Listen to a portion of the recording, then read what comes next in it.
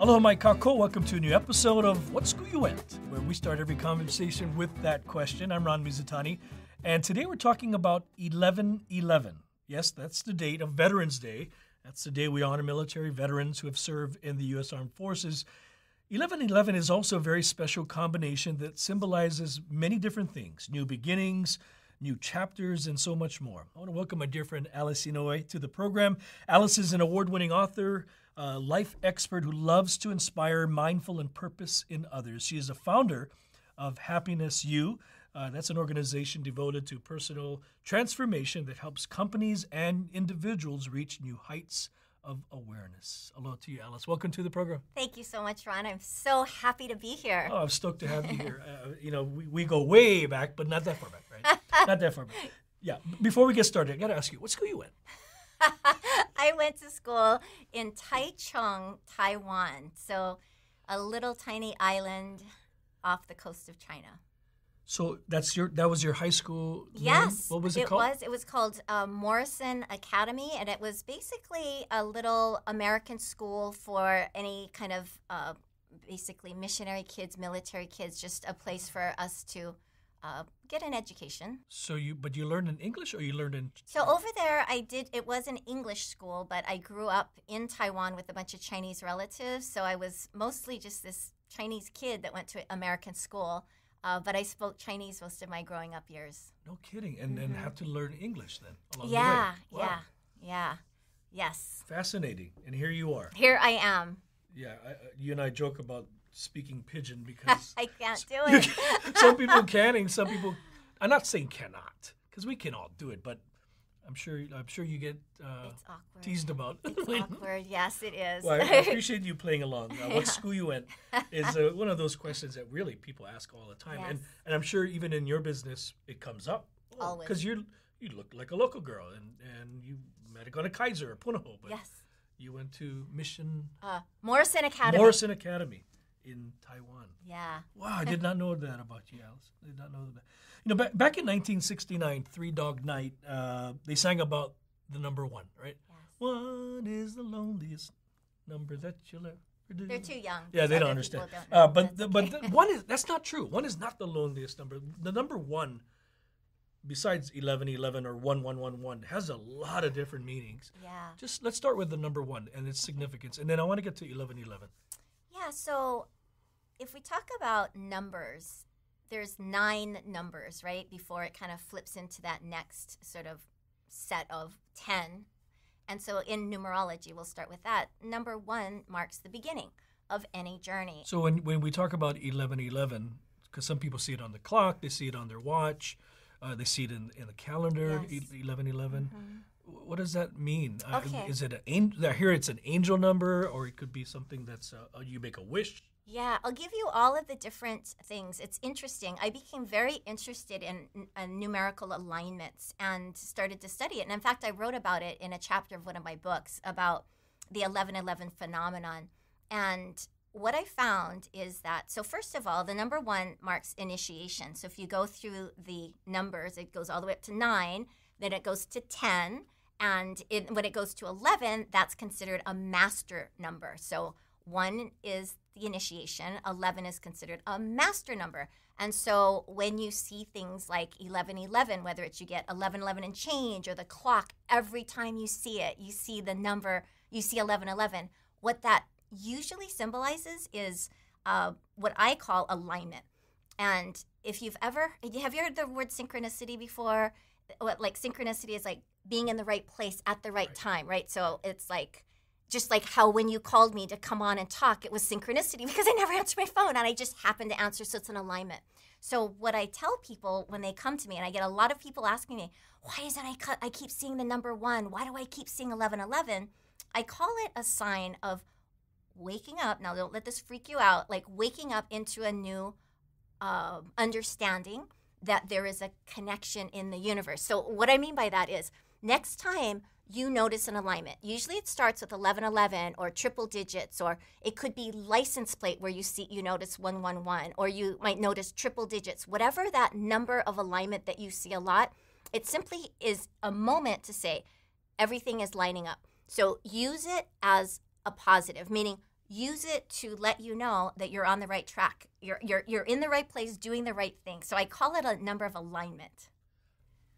I've heard some people say 1111 could also mean a sign of the deceased or a loved one connecting with you. Is that true? So create meaning for yourself. So no matter what, like if something like this is of interest to you, and usually when I talk to people, they're like, yeah, I want to know that I am safe in the world. So you talked about the song, like one is a lonely number. Actually, if you see ones aligned, to me it is the most comforting number, because then you recognize that on an unseen kind of realm, I know it sounds kind of weird to say this, but it's like, oh, everything is okay. So it's not a lonely number. It gives you a knowing that once you start to notice it, you will notice it again and again and again. And if anyone is even remotely interested, if you type in 1111 phenomenon, you will see millions of blogs and sites on it, because so many people are, quote, waking up to seeing more alignment. I love that. Yeah, and it's safe. It's safe. Sometimes people say, oh my God, I got so scared. I woke up and I saw 1111. Everything's 1111. I'm scared. It's stalking me.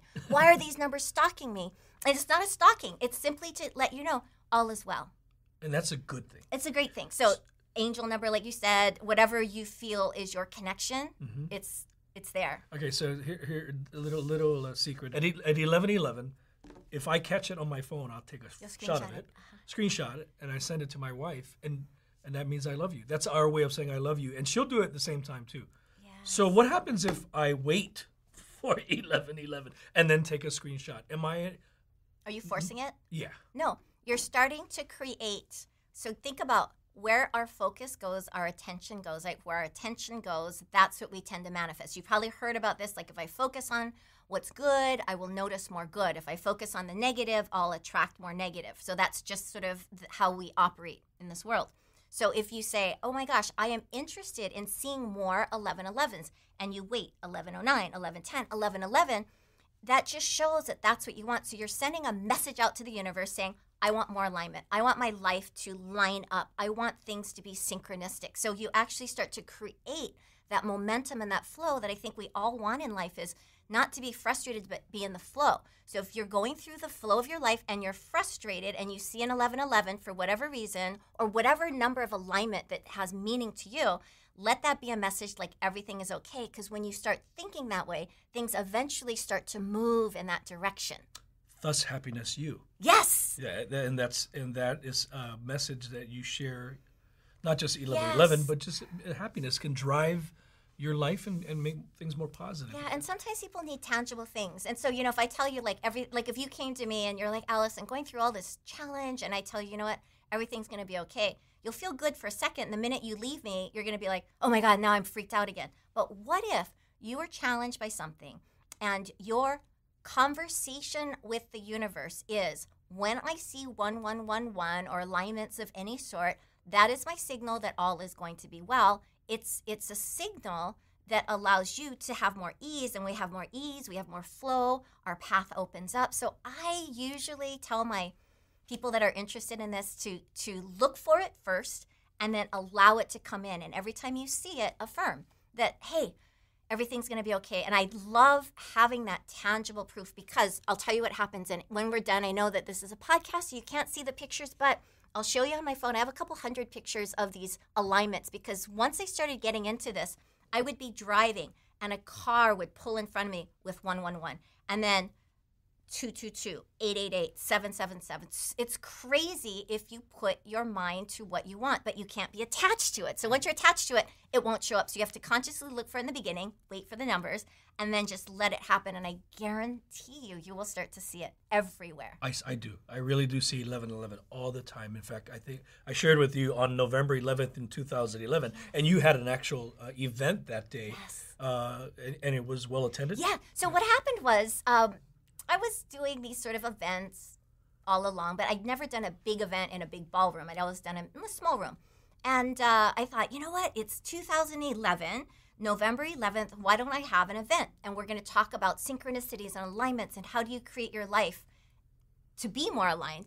And to our surprise, it was a ticketed event. We had probably close to 300 people that paid money to come to this. And then there's this one guy, he stood up and he said, I said, I said, anyone here really have a good story to tell? He stands up. He says, you know, I came to this event on my own because I was interested. My birthday's on 11/11. I grew up on 111 Park Avenue in so-and-so place. He says, then I became a real estate investor, and sometimes I just invest in properties as a return. And then I noticed that one unit I bought was 1111. So he was just astounded by this, and he talked about how he always saw it, but that how fortunate he felt. His life always seemed to groove well for him, and he wondered if it had something to do with the numbers. It absolutely does. Yeah, absolutely does. So that same day, I was in the newsroom at KHON. Yes. And we all knew it was 11/11, November 1st, excuse me, November 11th, 2011. But I kind of forced it, you know, because we had a clock in the newsroom that was digital, and it had all of the numbers. So at 10:30 on such date, you knew what time it was, etc. So I waited, and I actually took a photo of that clock that read 11 a.m., 11 minutes on November 11th of 2011. It was pretty crazy. But again, cool. I forced it. So, but that's okay. That's okay because you set an intent. You set an intent. This is what I want. I want alignment. I don't know of anyone who wakes up in the morning and says, I want to have a chaotic life. I want to have negativity. I want things not to go my way. We all hope that things go our way, but usually things don't, and we notice it. So what we're doing is we're sort of neutralizing by noticing alignment, and we're almost like intuitively or consciously and subconsciously wanting to create more of that. So when you want to create more alignment, then our life starts to align a little bit more. So I call it magic. I like that. That's actually comforting to me to know that even if I'm waiting for it to turn 11/11, it's a good thing. So I want to switch a little bit gears here because the Chinese, the 888 is a very good. It's a lucky number. 8 is a lucky number. When you have triple eights, yes, it's like on steroids, right? Even more so, yeah. right? So they say. Is that the same concept with numerology, or is that very different? It's a little different, and you know what's? It's the same but different. So as I mentioned in the beginning, I grew up in Taiwan. My mother is Chinese, so I grew up with a very strong Chinese background. And although what I just shared with you about the alignment is a little bit more Western thinking, universal thinking, if we go to China, there also is a very strong understanding of the vibe of numbers or kind of what numbers mean. So 8, if you think about it, it's considered a power number. And the number 8, if we tilted it on the side, it's like an infinity sign. But when it's sitting like a normal 8, what it represents is that the power of heaven, the top of the 8, comes down and scoops up and helps the people on earth. So it's a powerful number because it means that you have like heaven supporting you. And so that's the 888, the lucky 8. Wow. Okay, yeah, it's a power number. So I, as part of what I used to do, well, I still do it now, is like when buildings are being built here in Hawaii, like these condos, there's a lot of condos. I have named a lot of the numbers because everybody wants a lucky number for their building. And so they usually get a range of numbers. And so I add all the numbers and I try to find a number that's the most aligned for that building. Interesting. Yeah. So when long before the Hawaiʻi Tower was built on Oahe Street, it used to be Tower Records. And there used to be all of those businesses. But then all of a sudden, this building came up, and KHON was on the basement. I actually lived there for like 14 years. And what was the address? It was 88. 88 Pi'ikoi. All the Asian people love that building. And I didn't number that building, but they knew they couldn't go wrong picking an 88 as their number. So when we moved from, Oahe Street to Pi'ikoi, I knew that wasn't the address because right next door is 1180. So 88 Pi'ikoi was because of the Asian influence. Yes, yes. Wow. Okay, really different subject here, but same thing with triple digits.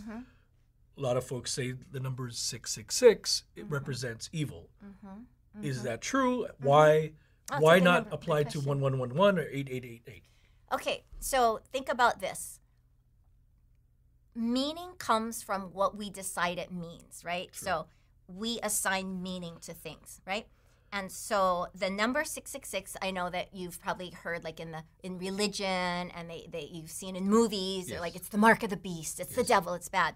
So if you buy into that belief, you will start to believe that and it will be part of who you are. And then when you see it, you will start to feel scared, right? Like, oh no. Yeah. But what if I told you that, in this far-off galaxy, 666 means the number of abundance and love and joy.